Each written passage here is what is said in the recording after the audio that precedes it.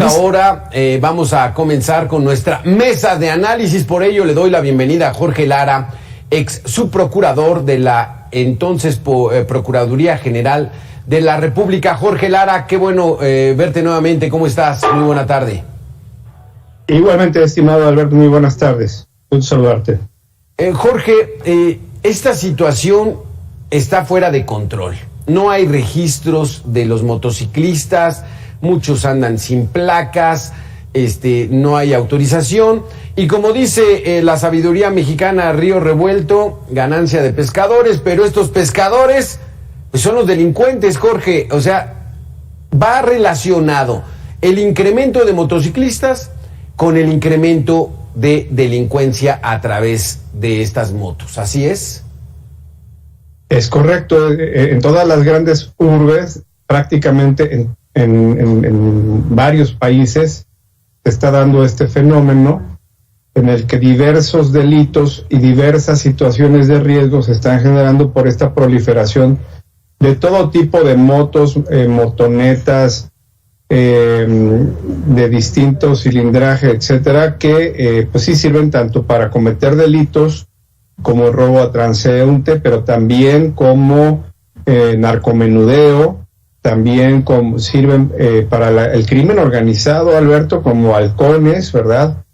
Y bueno, pues esta es una situación que, si lo vemos hacia el futuro, seguramente se va a tender a agravar si no se toman medidas eficaces, correctas y pertinentes para que, sin privar a la gente de este medio de transporte tan importante, pues tengamos control y seguridad los que habitamos estas ciudades. Sí, Jorge, porque aquí la situación es de que, bueno, podemos entender que el gobierno tiene muchísimos pendientes, ¿no?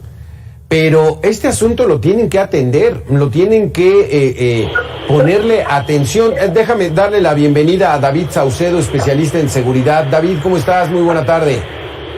¿Qué tal? ¿Cómo estás? Quiero saludarte a ti en el auditorio. Un placer estar con ustedes.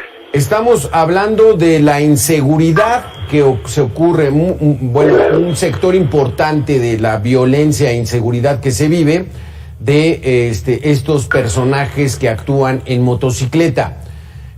Parece que la autoridad está atendiendo otros temas, ¿no? Revocación de mandato, cómo vienen algunas situaciones, pero este tema deberían atenderlo, David. ¿Estás de acuerdo? Definitivamente el uso de estos vehículos, las motocicletas para la comisión de actos delictivos, te diría que se importó de otros países. La motocicleta tiene muchas ventajas comparativas para la comisión de ciertos ilícitos en comparación con lo que sería el uso de un auto de 4 puertas normal. Permite su clonación, es de bajo costo, es fácil adquirirla, no se requiere mucha documentación para ello. Para poder realizar algún cierto tipo de actividades delictivas, sicariato, narcomenudeo, es muy sencillo su uso, y también para la configuración de algunas de las colonias y barrios populares en donde ocurren estos eventos. Es más fácil para los delincuentes que hagan uso de este tipo de vehículos para poder transportarse y poder circular a cierta velocidad por las callejuelas y barrios que ellos conocen a la perfección.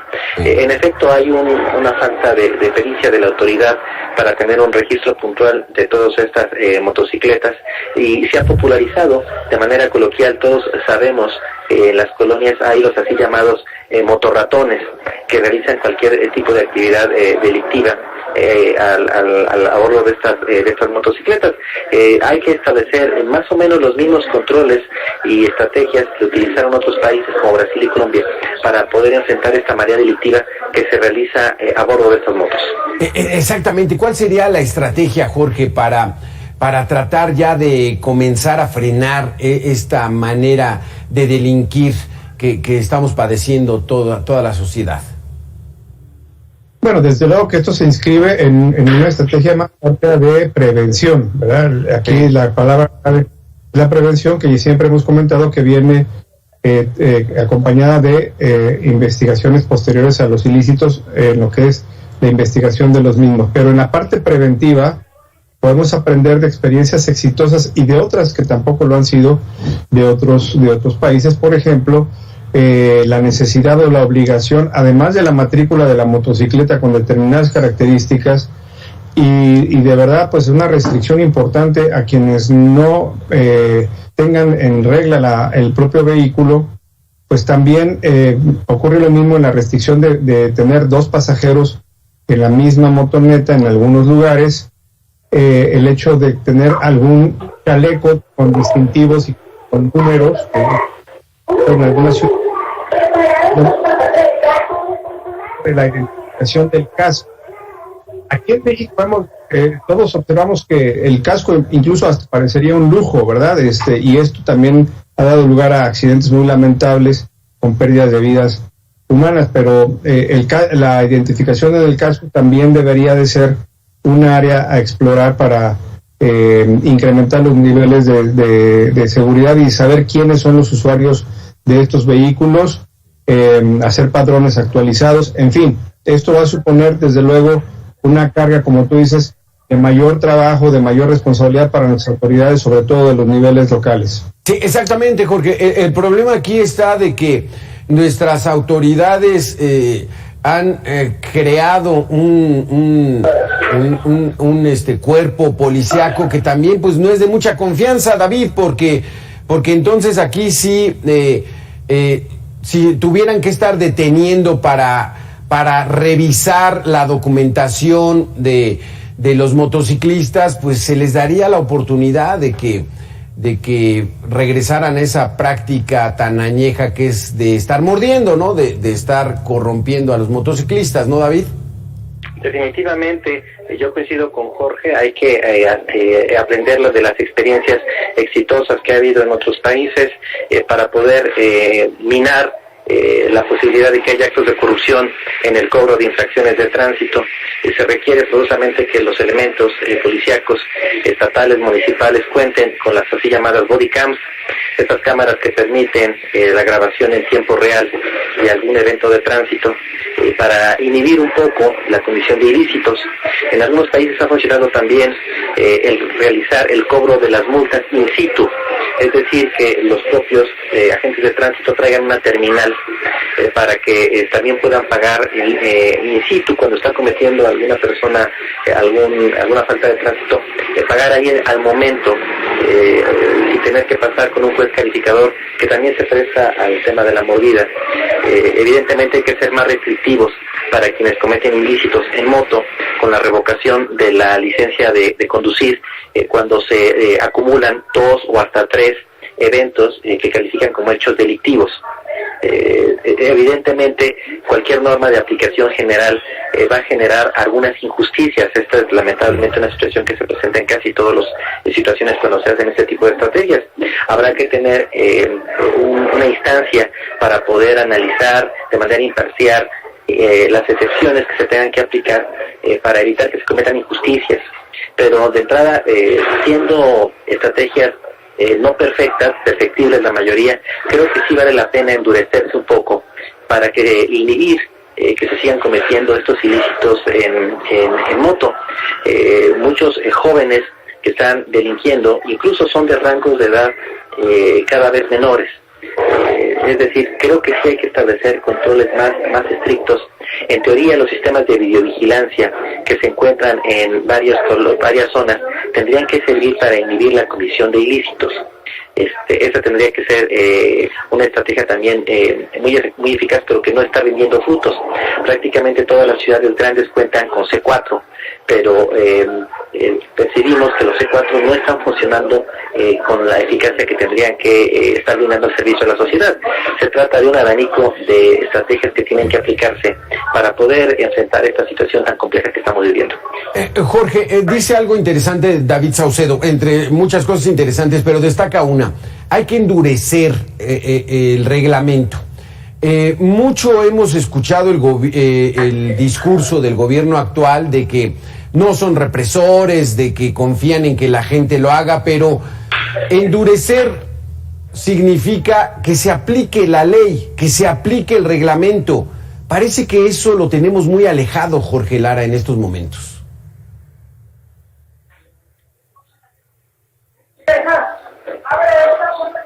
estamos teniendo problemas con tu audio, Jorge. No escuchamos tu participación. Ahí está. Sí, efectivamente. El incrementar las sanciones, las multas, los castigos, en muchas ocasiones, pues es taparle, como dicen por ahí, el ojo al macho, y se olvida que en realidad lo más importante es la eficacia de la sanción a través de una correcta actuación de la autoridad.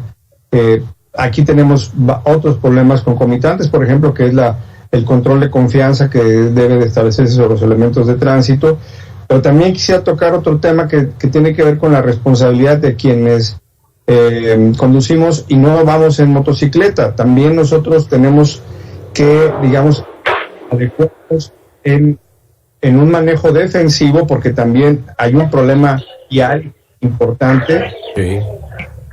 El no estar distraídos, porque muchas veces estos denominados motorratones, ¿verdad?, toman la ventaja de que la gente viene atendiendo a su celular, texteando inclusive, y esos espacios de descuido, esos espacios son utilizados también por la delincuencia para dar los cristalazos o para hacer los robos que están realizando. Entonces es una problemática bien compleja la que se empieza a dar, y que, como ya hemos señalado, pinta para hacerse todavía más difícil conforme vaya proliferando la planta de vehicular de motonetas y motocicletas en nuestras ciudades. Entonces sí urge hacer una adecuación a nuestras prácticas viales, a las prácticas de vigilancia y control de parte de la autoridad,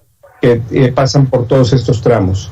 Sí, porque es una bola de nieve que viene creciendo y creciendo y creciendo. David, tú hacías referencia de algunos países que realizaron algunas medidas exitosas para controlar esto, porque sí parece una plaga. Y dentro de esta posibilidad que dan las motocicletas de crear mayor movilidad en ciudades grandes como la nuestra, pero sí empezar a tratar de copiar esos modelos, como qué podría hacerse. Por ejemplo, hemos visto notas de Colima, de Juchitán en Oaxaca, pues allá la población pues es mucho menor, así significativamente a las grandes ciudades. Ahí podría empezarse a aplicar algo, David. ¿Qué se pudiera hacer para darle solución a esto? En efecto, en algunos países se están aplicando ya algunas medidas un poco polémicas que, en efecto, tal y como han señalado las voces críticas, van en detrimento de los derechos civiles. Te pongo un ejemplo: en algunos países se están poniendo GPS ya en las motocicletas a efectos de conocer en todo el tiempo, en tiempo real, en dónde se encuentra una de estas unidades de transporte, y de esta manera saber si algún evento delictivo, qué unidades de motocicleta estuvieron en los alrededores. Quienes son defensores de los derechos civiles, yo me encuentro dentro de ellos, entendemos y aceptamos que sí significa una intromisión en la intimidad, en la libertad de los ciudadanos, porque significa que las autoridades estarían todo el tiempo sabiendo quiénes estaban en determinada posición, qué motocicleta estaba cerca de un evento delictivo y además si tuvo participación en el mismo. Para poder evitar que se cometan abusos en estos países que te comento, lo que están haciendo es tener el monitoreo vía GPS en tiempo real en ciertas ciudades. Pero no todo el mundo puede acceder a la información de dónde estaba la motocicleta, únicamente bajo un mandato judicial. Es decir, si hubo un asesinato en alguna colonia, en alguna calle, solo bajo esos criterios se puede acceder a la base de datos y conocer qué motocicletas estaban en el entorno, en ese momento, en ese día, en ese horario. Me parece que hay que explorar ese tipo de herramientas. Sobra decirte que en cuanto empiezan a instalar Híjole, ahí parece que tuvimos un problemita ahí con la comunicación, sí, se nos desconectó. Jorge Lara, ¿alguna otra propuesta? Esto de los GPS es algo interesante. Sí se entromete en la actividad privada de las personas, pero como dicen, solamente con mandato judicial en caso de que haya habido algún incidente. Pero ¿alguna otra situación, Jorge? Bueno, me parece que el GPS puede ser una buena... Sí, adelante, sí te escuchamos. Puede ser una buena idea. Yo creo que con una correcta intervención del Poder Judicial esto es posible, esto es asequible, sin lesionar derechos fundamentales.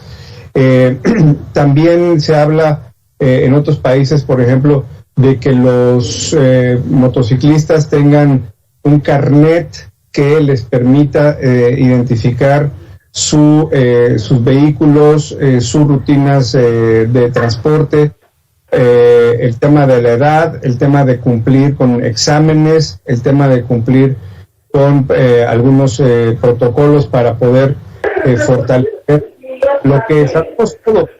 Es una enorme ventaja económica la posibilidad de transporte, pero esto debe conllevar una responsabilidad. Es muy lamentable, Alberto, que veamos en las calles, en las avenidas, jóvenes prácticamente estando echando carreras o de manera irresponsable conduciendo este tipo de vehículos, exponiéndose ellos, exponiendo a los demás y generando este contexto de inseguridad, tanto de robos como de delitos incluso de mayor importancia. Hemos visto, por ejemplo, en algunos otros países, ciudades, que los sicarios que han dado golpes por parte del crimen organizado, incluso autoridades, precisamente pues se han conducido en este tipo de vehículos. Entonces, la problemática es compleja.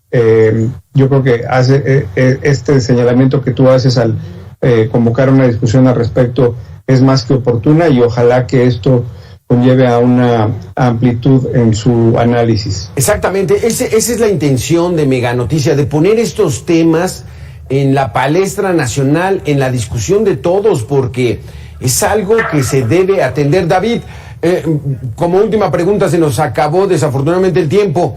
¿Veremos una solución a corto plazo en esto del control y el orden de los motociclistas para evitar que haya delincuencia a bordo de estos vehículos?